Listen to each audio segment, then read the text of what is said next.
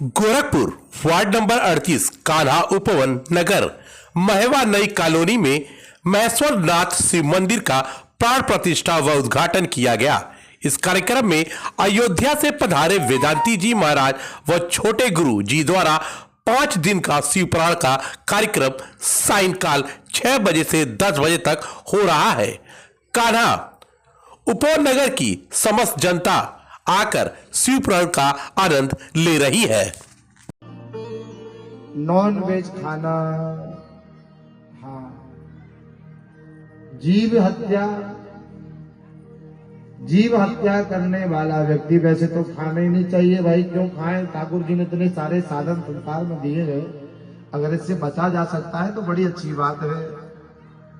तो भैया जो पंचमुखी रुद्राक्ष है, जिसने जीवन में मांस इत्यादि का सेवन किया हो और उसे डर लगता हो, भय लगता हो, उसको ज्ञान हो जाए, जैसे अब पता चल गया आपको कि मांस नहीं खाना चाहिए, अब आपके मन में ये संकल्प आ गया कि अब मांस हम नहीं खाएंगे, लेकिन क्या हम उस मांस खाने के पाप से बच जाएंगे जो पहले खा चुके हैं?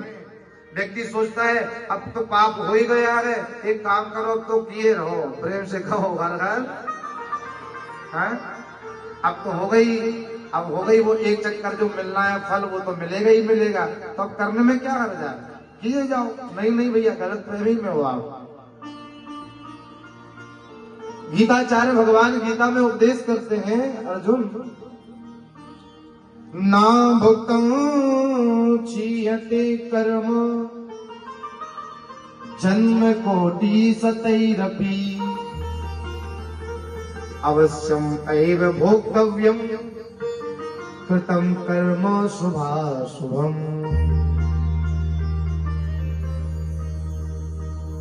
व्यक्ति का किया गया कर्म कभी नष्ट नहीं होता है।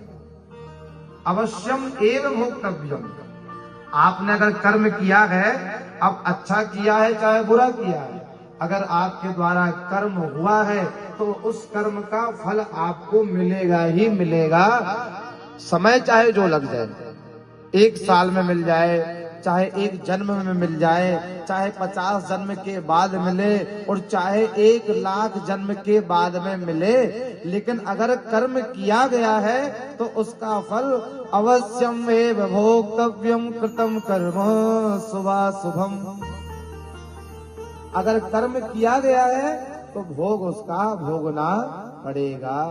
लेकिन विश्वेश्वर संहिता में श्री शिव महापुराण में ये वर्णन आ रहा है, आगम्य गमनम पाप मभक्षस्य च भक्षणम इत्यादि सर्व पापानि पंचवक्त्रो व्यपोहति। ये पाप करने वाला व्यक्ति भी अगर एक बार संकल्प कर ले कि नहीं अब हम दोबारा मांस नहीं खाएंगे, और ऐसा संकल्प करने के बाद वह व्यक्ति पंचमुखी रुद्राक्ष धारण कर ले तो उसके पहले के किए गए पाप नष्ट हो जाते हैं। शंकर भगवान की